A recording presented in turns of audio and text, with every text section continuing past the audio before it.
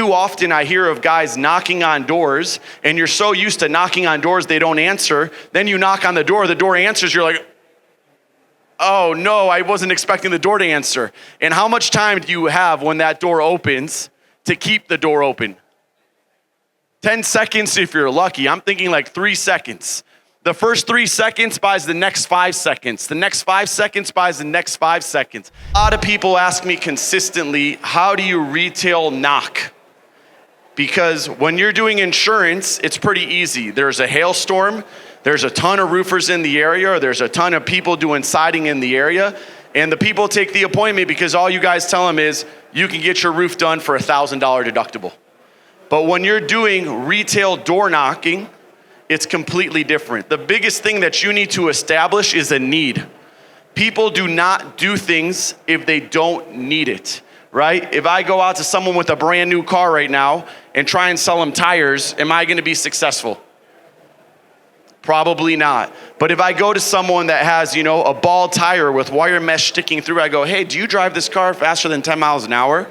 They're gonna look at me like an idiot. Of course I do. Well, I don't recommend you do that because your tires are completely bald. The wire mesh is coming through and your tire can explode. That can cause an accident. Do you drive your children?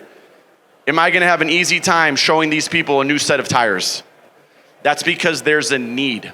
So first thing we do, whether you're roofing, you're a painter, you're pest control, you're washing windows or anything, is you're going to identify the damage before you even approach the door. Why am I going to knock on this door? Number one company that I consult, that I'm in-house every day, is Title Remodeling out of Carlsbad in San Diego. They do roofing, windows, paint, and stucco. So for them, it's really nice for the knockers because they have 3 opportunities to create a lead at every house. And we start at the top. So we look at the roof, is there damage? If there's no damage on the roof, they go to the paint. If there's no damage on the paint, they go to the windows. But number one thing you gotta know is, what am I going to say before this door opens? Too often I hear of guys knocking on doors, and you're so used to knocking on doors they don't answer. Then you knock on the door answers, you're like, oh no, I wasn't expecting the door to answer. And how much time do you have when that door opens to keep the door open? 10 seconds if you're lucky. I'm thinking like 3 seconds. The first 3 seconds buys the next 5 seconds. The next 5 seconds buys the next 5 seconds. And that's what these people are doing throughout your entire pitch. They're deciding, am I keeping the door open or is the door being swung in your face? So I know a lot of you guys, you're trained to introduce yourself when you get to the house. A lot of you guys knock the door. Hello, my name is Shai with such and such company. I hate to break it to you guys, nobody cares. Nobody cares who you are. Picture yourself at your house right now, and you're sitting there making a sandwich or playing FIFA 26 or whatever you do during your house. If you hear, what's your first thought that comes to your brain? Who's at the door? Number 2, what do they want, right? So you have 3 seconds to answer who's at the door and what do they want, and nobody cares about your name. So this is the script that I teach everybody that we consult with. It's good morning, or obviously good afternoon, beautiful home.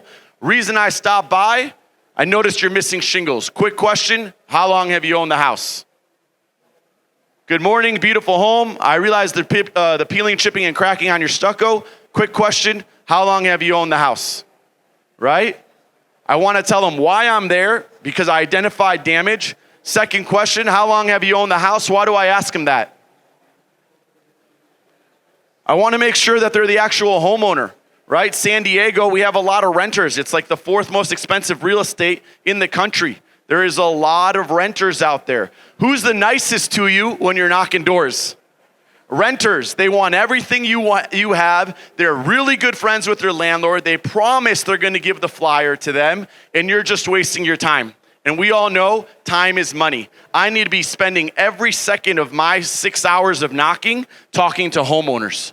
So, quick question, how long have you owned the home? I don't own the house, I rent. Here's a flyer, have a nice day, gone. Literally gone to the next door. If they do own the house, that's fantastic.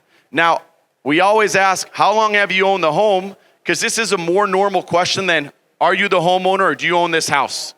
If you knock on doors asking people, do you own this house?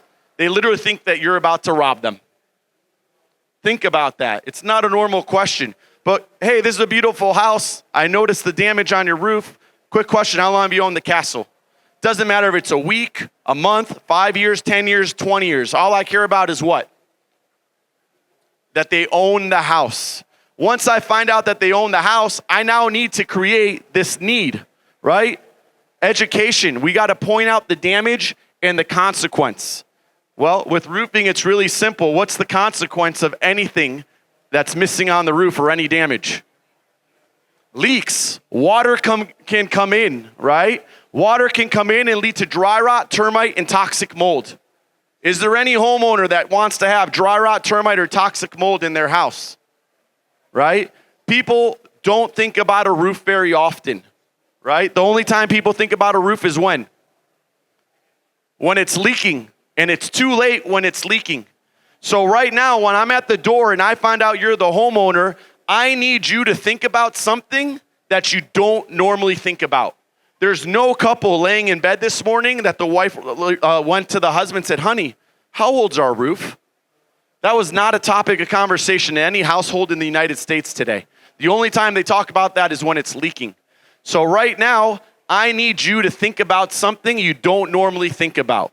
So these are called qualifying questions, right? I'm going to ask them, first and foremost, is your roof leaking? That's the low-hanging fruit, right? If you are doing exterior paint, do you have any interior leaks from the walls? If you sell windows, are your windows leaking? If the answer is yes to a leaking roof, window, or paint, what are you going to get automatically? You're going to get a lead, right? If I'm knocking on your door telling you have damage on your roof and you said, yes, I have a leak, you're going to get a lead right off the bat.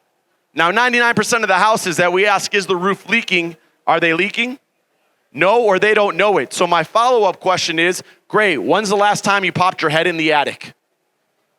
If you want to make them feel really irresponsible, tell them, most of your neighbors, they do an annual attic inspection. When's the last time you popped your head in the attic? You guys know once a month when you're at the gas station, you're supposed to check how much oil is in your car. Who here has checked their oil in the last month? You're all irresponsible as shit, right? I'm just kidding, but that's how it works. Other follow-up questions. If you had to guess, how old is your roof? The minute they admit, my roof's 18 years old, my roof's 20 years old, or I don't know how old my roof is, what are they admitting to themselves? I'm irresponsible and I might need your service. I might need that actual inspection. The more that you can get them to say, I don't know, or it's been a long time. When's the last time you guys painted? 7 years ago. What are they admitting to themselves? That they have a need, right? Have you seen this damage anywhere else? When we're knocking, we're generally only in the front of the house, right? If they tell me, yeah, this is bad, but you should see the backside of it. What are they admitting? That they have a problem. Remember, you're the sales rep. What you say doesn't matter. It's what they say that's going to have the most impact on it. You're just the sales rep. If you were to go to AA, what's step number 1? Admit you have a problem, right? You can't go through the other steps. Is AA 10 steps, 12 steps? 12 steps. You can't go steps 2 through 12 until you do number 1, admit you have a problem.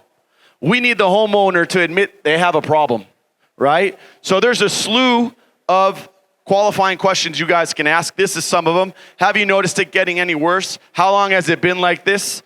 God forbid, does anyone in your house have any respiratory issues? Right? We're good people. We care about the homeowners inside the house. So ask if they have respiratory issues. If you're talking to a woman, right? One of the best questions for a woman is always about color. Hey, look, I know you're not going to do this now, but if you were, would you change the color of the paint? I know you're not going to do this now, but would you change the color of the roof? And the minute a woman starts thinking about colors, that job's 50% done, right?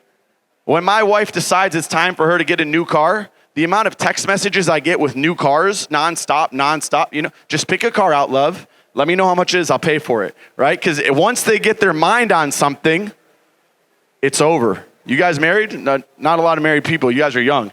He's shaking his head yes over here. He gets what I'm saying 100%. So once we create the need, once we ask 3 to 4 qualifying questions, we're gonna go for the close.